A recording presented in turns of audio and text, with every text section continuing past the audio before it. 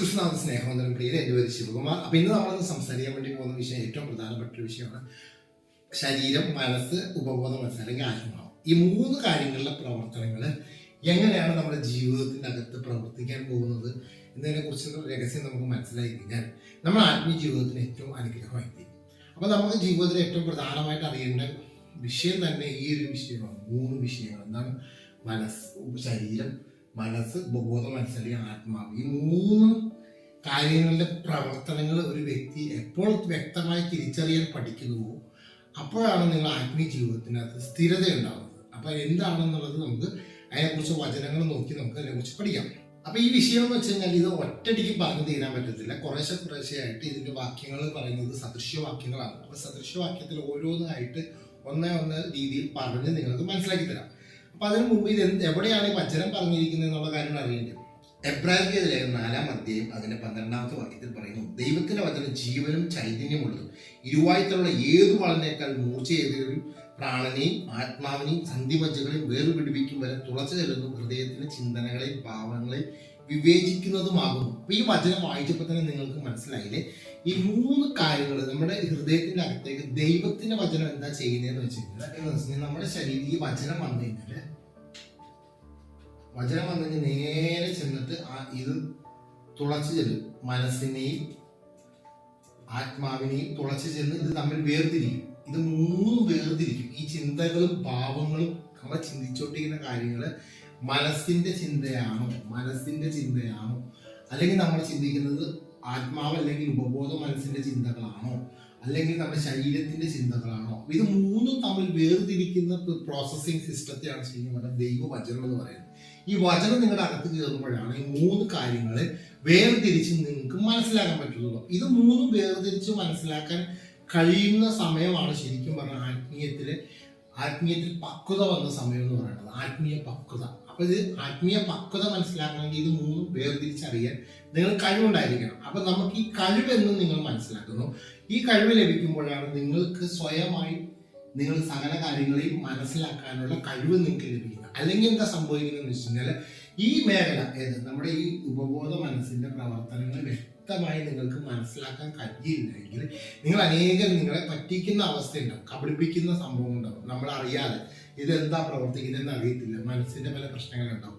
അപ്പൊ ഇത് നമ്മൾ പലരും യൂസ് ചെയ്യും. അപ്പൊ അതുകൊണ്ട് നിങ്ങൾ അതിലൊന്നും യൂസിൽ പെട്ടുപോകാതെ സ്വന്തമായി നിങ്ങൾക്ക് സംരക്ഷണം, നിങ്ങൾ ജയിക്കണം. ആരും നിങ്ങളെ പറ്റിക്കാതെ നിങ്ങൾ ശക്തിയുള്ള ഒരു വ്യക്തിയായി തീരണം. അപ്പൊ തീരണമെന്നുണ്ടെങ്കിൽ ഈ മൂന്ന് കാര്യങ്ങളുടെ പ്രവർത്തനങ്ങൾ വ്യക്തമായി നിങ്ങൾക്ക് മനസ്സിലായി തുടങ്ങുമ്പോൾ നിങ്ങൾ വിജയമായി തീരും. നിങ്ങൾ ആർക്കും നിങ്ങളെ പറ്റിക്കാൻ സാധിക്കത്തില്ല. നിങ്ങൾ ശക്തരായ ഒരു സ്ഥിരതയുള്ള ഒരു അനുഗ്രഹിക്കപ്പെട്ടൊരു പൈതലായി തീരാൻ സാധിക്കും. അപ്പൊ അതുകൊണ്ട് പ്രിയരെ, അതിനെക്കുറിച്ച് പറയുന്ന ഏറ്റവും പ്രധാനപ്പെട്ട പുസ്തകം ഈ മനുഷ്യ ശരീരത്തെക്കുറിച്ചും ആത്മാവിനെ കുറിച്ചും മനസ്സിനെ കുറിച്ചും വ്യക്തമായി പറയുന്ന പുസ്തകമാണ് സദൃശ്യവാക്യങ്ങൾ. നിങ്ങൾ സദൃശ്യവാക്യങ്ങൾ കണ്ടിന്യൂസ് ആയിട്ട് നിങ്ങളത് വായിക്കുക.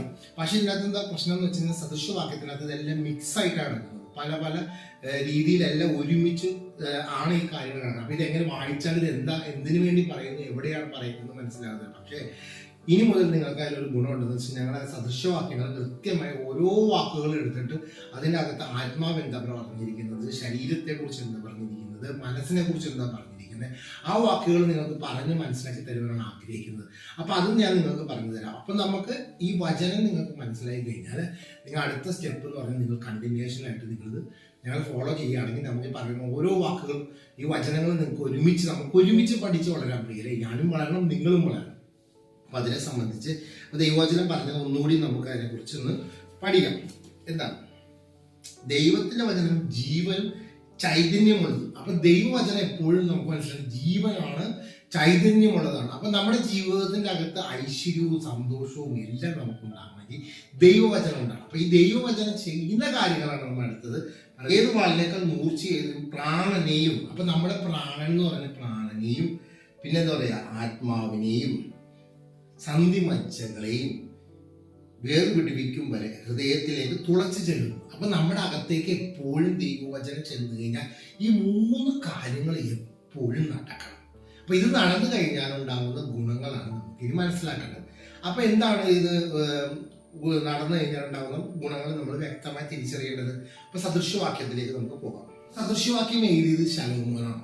ദാവീദിന്റെ പുത്രനായ മകനായ ശലോമോനാണ് സദൃശ്യവാക്യം എഴുതിയത്. അതാ പറഞ്ഞ 1-ാം അധ്യായത്തിൽ പറയുന്നത് ഇസ്രായേൽ രാജാവായ ദാവീദിന്റെ മകനായ ശലോമോന്റെ സദൃശ്യവാക്യങ്ങൾ. അപ്പൊ അദ്ദേഹത്തിന്റെ ഹൃദയത്തിന്റെ അകത്തേക്ക് നമ്മുടെ കർത്താവായ ദൈവം കൊടുത്ത ഏറ്റവും വലിയ അനുഗ്രഹമാണ് ഈ സദൃശ്യവാക്യങ്ങൾ. എന്താണ് നമ്മുടെ ഉപബോധ മനസ്സ് അല്ലെങ്കിൽ നമ്മുടെ ആത്മാവിന്റെ പ്രവർത്തനങ്ങൾ.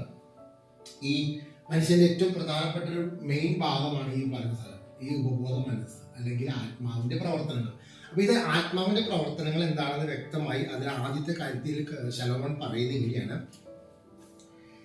അപ്പൊ നിങ്ങളകത്ത് ആത്മാവിന്റെ പ്രവർത്തനങ്ങൾ ഉണ്ടെങ്കിൽ എന്ന് പറയുന്നത് ജ്ഞാനവും പ്രബോധനം പ്രാപിക്കുവാനും വിവേകവചനങ്ങൾ ഗ്രഹിക്കുവാനും പരിജ്ഞാനം, നീതി, ന്യായം, നേര് എന്നിവയ്ക്കായി പ്രബോധനം ലഭിക്കുവാൻ അല്പബുദ്ധികൾക്ക് സൂക്ഷ്മ ബുദ്ധിയും ബാലന്റെ പരിജ്ഞാനം വകതിരിവ് നൽകുവാൻ ജ്ഞാനി കേട്ടിട്ട് വിദ്യാഭിവൃദ്ധി പ്രാപിക്കുവാൻ ബുദ്ധിമാൻ സതുപദേശം സമ്പാദിക്കുവാൻ സദൃശ്യവാക്യങ്ങളും അലങ്കാര വചനങ്ങളും ജ്ഞാനികളുടെ മൊഴികളും കടങ്കഥകളും മനസ്സിലാക്കുവാനും അത് ഉതകുന്നു.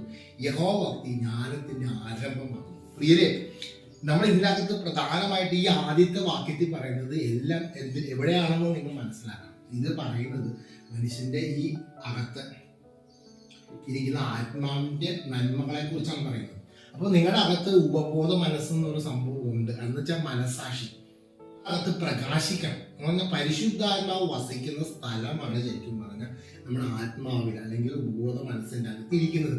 അപ്പൊ ഇത് നിങ്ങൾ മനസ്സിലാക്കി കഴിഞ്ഞാൽ പരിശുദ്ധാത്മാവിന്റെ പ്രവർത്തനങ്ങൾ വ്യക്തമായിട്ട് നമുക്ക് മനസ്സിലാവും. അപ്പൊ പരിശുദ്ധാത്മാവ് നിങ്ങളുടെ ഉള്ളിൽ വന്ന് ഇരിപ്പുണ്ട്. പക്ഷേ ഇതിന്റെ പ്രവർത്തനങ്ങൾ ആര് മനസ്സിലാക്കണം? ഈ പ്രവർത്തനങ്ങൾ മനസ്സിലാക്കണം നേരെ വന്ന് നമ്മുടെ മനസ്സ് ഈ മനസ്സ് മനസ്സിലാക്കണം. അതുപോലെ തന്നെ നമ്മുടെ ശരീരവും മനസ്സിലാക്കണം. ഈ രണ്ട് പ്രധാന ശരീരവും മനസ്സും വ്യക്തമായിട്ട് നമ്മുടെ അകത്ത് മനസ്സിലാക്കണം. മനസ്സിലായാൽ മാത്രമാണ് നമുക്ക് അടുത്ത കാര്യങ്ങൾ എന്താണെന്ന് വ്യക്തമായിട്ട് മനസ്സിലാക്കാൻ പറ്റത്തുള്ളൂ. അപ്പൊ നിങ്ങൾ എന്തിനാണ് ഇൻവെസ്റ്റ് ചെയ്യാൻ വേണ്ടി പോകുന്നത്? നിങ്ങൾ ഇൻവെസ്റ്റ് ചെയ്യാൻ വേണ്ടി പോകുന്നത് ക്രിസ്തുവിന്റെ ഈ വചനം നിങ്ങളുടെ അകത്ത് ഐശ്വര്യമായി വളരാൻ വേണ്ടിയിട്ട് കർത്താവ് പറഞ്ഞിരിക്കുന്ന വിഷയങ്ങളാണ്. നിങ്ങളുടെ അകത്തെ മനുഷ്യന്റെ പവർ നിങ്ങൾ മനസ്സിലാക്കിയിരിക്കണം. ഈ ഇരിക്കുന്ന ആത്മാവിന്റെ പവർ നിങ്ങൾ എന്ന് മനസ്സിലാക്കുന്നു അന്ന് നിങ്ങളുടെ ജീവിതത്തിനകത്ത് സ്വാതന്ത്ര്യം ലഭിക്കും. അതാ പറഞ്ഞ ഈ വചനങ്ങൾ ആദ്യത്തെ പറയുന്നത് നിങ്ങളുടെ അകത്തിരിക്കുന്ന ശക്തിയാണ്. അത് മനസ്സിലാക്കുക. ജ്ഞാനം ലഭിക്കുന്നു, പ്രബോധനം ലഭിക്കുന്നു, വിവേക വചനങ്ങൾ ഗ്രഹിക്കാൻ പറ്റുന്നു. അപ്പൊ വിവേക വചനങ്ങൾ നമുക്ക് എങ്ങനെയാണ് ഈ ഭൂമിയിൽ ജീവിക്കേണ്ടത് എന്നുള്ള വ്യക്തമായ തിരിച്ചറിവുകൾ ഈ വചനങ്ങൾ നമുക്ക് നൽകി തരുന്നു. അടുത്ത പറയാം പരിജ്ഞാനം, ദൈവത്തെക്കുറിച്ചുള്ള ജ്ഞാനം നമ്മുടെ അകത്തേക്ക് ദൈവം നമുക്ക് നൽകി തരും. അപ്പൊ ദൈവത്തിന്റെ ജ്ഞാനം എപ്പോഴും മനുഷ്യന്റെ ഹൃദയത്തിനകത്ത് ദൈവം നൽകി കൊടുത്ത. അടുത്ത പറയാം നീതി, ന്യായം, നേര്. അപ്പൊ ഇത് നീതി, ന്യായം, നേര് വ്യക്തമായി മനസ്സിലാക്കി തരും. അടുത്ത പറയാം അടുത്ത ഏറ്റവും പ്രധാന അല്പബുദ്ധി. അപ്പൊ നമ്മൾ ഈ ഭൂമിയിലേക്ക് ജനിക്കുമ്പോൾ നമ്മുടെ ബുദ്ധി എന്ന് പറഞ്ഞാൽ അല്പബുദ്ധിയാണ്. അല്പബുദ്ധി എന്ന് പറയാൻ കാരണം നമ്മുടെ ഈ ആത്മാവിന്റെ പ്രവർത്തനങ്ങൾ വ്യക്തമായി നമുക്ക് മനസ്സിലാക്കാനുള്ള കഴിവ് നമുക്കില്ല. നമ്മുടെ സാധാരണ മനുഷ്യർക്ക് പ്രത്യേകിച്ച് ഈ ശരീരവും മനസ്സിന്റെ ചിന്തകൾ അനുസരിച്ചാണ് അവർ ഈ ലോകത്തിൽ സിസ്റ്റത്തിൽ ജീവിച്ചു പോകുന്നത്. പക്ഷേ ആത്മാവിന്റെ പ്രവർത്തനങ്ങൾ എന്താണെന്ന് മനസ്സിലാക്കണമെന്നുണ്ടെങ്കിൽ ആ വ്യക്തിയുടെ അകത്തേക്ക് എന്തു വരണം?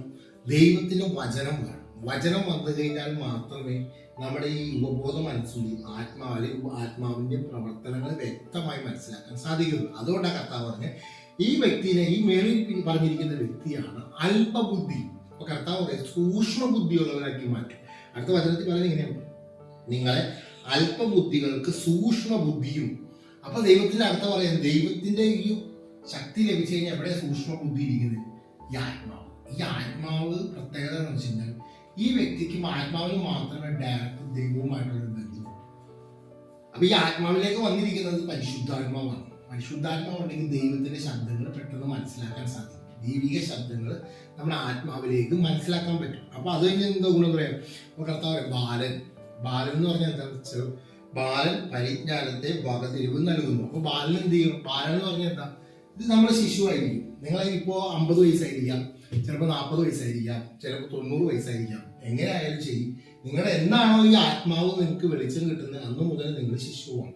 അപ്പൊ ആ ശിശു നിങ്ങൾ വളർന്നു വരണം, വചനത്തിൽ വളർന്നു വരണം. വചനത്തിൽ വളർന്നു വരുമ്പോഴാണ് അദ്ദേഹം പുരുഷനായി തീരുന്നത്, ആത്മാവായി പുരുഷനായി തീരുന്നത്, പക്വതയുള്ളവരായി തീരുന്നത്. അപ്പൊ അതിലേക്ക് നിങ്ങൾ എന്ത് ചെയ്യണം, വളർന്നു വരണം. അപ്പൊ ദൈവം എന്താ ചെയ്യുന്നത്, ബാലന് നിങ്ങളെ ദൈവം പരിജ്ഞാനം നൽകി തരും. അപ്പൊ നമ്മുടെ ഹൃദയത്തിനകത്ത് എന്ത് നൽകി തരും, പരിജ്ഞാനം നൽകി തരും, നീതി നൽകി തരും. അപ്പൊ ഇതൊക്കെ നിങ്ങൾ മനസ്സിലാക്കണം. അല്പബുദ്ധികൾക്ക് എന്ത് സൂക്ഷ്മ ബുദ്ധിയാക്കും വകതിരിവ് നൽകി തരും.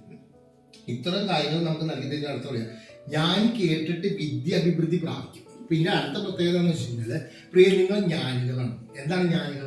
യേശുവിനെ സ്വന്തം രക്ഷിതാവായി കർത്താവായി സ്വീകരിച്ചിരിക്കുന്ന എല്ലാ വ്യക്തികളും ദൈവത്തിന്റെ ജ്ഞാനികളാണ്. കാരണം നിങ്ങളുടെ ഹൃദയം തുറന്നവരാണ്, നിങ്ങളുടെ പരിശുദ്ധാത്മാവ് നിങ്ങളുടെ ആത്മാവിൽ വന്നിരിക്കുന്നത് കൊണ്ട് നിങ്ങൾ ജ്ഞാനികളാണെന്നാണ് പറയുന്നത് കർത്താവ്. അപ്പൊ ജ്ഞാനികൾക്ക് എന്താ സംഭവം? ജ്ഞാനികൾ കേട്ടിട്ട് വിദ്യ അഭിവൃദ്ധി, വിദ്യാഭ്യാസത്തിന്റെ ജ്ഞാന അഭിവൃദ്ധി, നിങ്ങൾക്ക് സമൃദ്ധി ലഭിക്കും എന്ന് പറഞ്ഞു.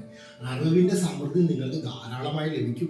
അടുത്ത പറയാം, പ്രാപിക്കും. ബുദ്ധിമാന് സതുപദേശം സമ്പാദിക്കാൻ പറ്റും. അപ്പൊ യഥാർത്ഥ ഉപദേശം എന്താണെന്ന് വ്യക്തമായി നിങ്ങൾക്ക് മനസ്സിലാകുമെന്നാണ് പരിശുദ്ധാത്മാവിലൂടെ ഈ വചനത്തിൽ ശലോമോൻ പറയുന്നത്. അടുത്ത പറയാം, ഇതെല്ലാം മനസ്സിലാക്കി കഴിഞ്ഞാൽ നിങ്ങൾക്ക് എന്തുണ്ടാവും? നിങ്ങൾക്ക് ഇതിൽ ജ്ഞാനം, വിവേചിക്കാനുള്ള ശക്തി, കൃപ എല്ലാം കിട്ടും. അതിന് അടുത്ത പറയാണ്, യഹോവ ഭക്തി ജ്ഞാനത്തിന്റെ ആരംഭം. നിങ്ങൾ ദൈവത്തോടുള്ള ഭക്തി ആരംഭിക്കുന്ന എവിടെ നിന്നാണ് പ്രിയരെ? ഈ അകത്ത് ഈ ആത്മാവിന് പ്രകാശം ലഭിക്കുമ്പോഴാണ് ദൈവത്തോട് ആരാധന കൊടുക്കുന്നത്, ദൈവത്തോട് ഭക്തി ആരംഭിക്കും. ഈ ഭക്തി ശരിക്കും പറഞ്ഞാൽ ജ്ഞാനം ലഭിക്കാൻ തുടങ്ങിയത്. അപ്പൊ ഈ അകത്ത് പ്രകാശം ലഭിക്കുമ്പോഴാണ് നമ്മൾ ദൈവത്തോട് കൂടുതൽ അടുക്കുന്നത്. നിങ്ങൾ ആലോചിച്ച്, നിങ്ങൾ പ്രാർത്ഥന സ്ഥലത്ത് പോയിരുന്നു, ഇതുവരെ ഇല്ലാത്ത, നിങ്ങൾ ആദ്യമായിട്ടൊരു പ്രാർത്ഥന സ്ഥലത്ത് പോവുകയാണ്, നിങ്ങൾ പോയിരുന്നു, പെട്ടെന്ന് അകത്ത് എന്തോ ഒരു സ്പർശനം, എന്തോ ഒരു അനുചലനം നമ്മുടെ അകത്തുണ്ടായി. അപ്പൊ ഇത് ഉണ്ടാവുമ്പോൾ നമ്മുടെ അകത്ത് എന്താ സംഭവിക്കുന്നത് വെച്ച് കഴിഞ്ഞാൽ, നമ്മൾ എന്താ സംഭവിച്ചെന്നുള്ള ആകാംക്ഷയോടെ വീണ്ടും വീണ്ടും അതിനറിയുവാൻ വീണ്ടും നമ്മൾ ആ സ്ഥലത്തേക്ക് ഓടിച്ചെല്ലുന്നു, ആരാധിക്കാൻ നേരത്ത് വീണ്ടും ആത്മീയ സ്പർശനങ്ങൾ ഉണ്ടാകുന്നു. പ്രിയരെ, ഈ സ്പർശനങ്ങൾ ആത്മീയ ആരാധനയിലും കൂട്ടായ്മയിലൊക്കെ പോകുമ്പോൾ കിട്ടുന്നത് എന്താണെന്ന് വെച്ച് കഴിഞ്ഞാൽ, അവിടെ ദൈവത്തിന്റെ സാന്നിധ്യമുണ്ട്.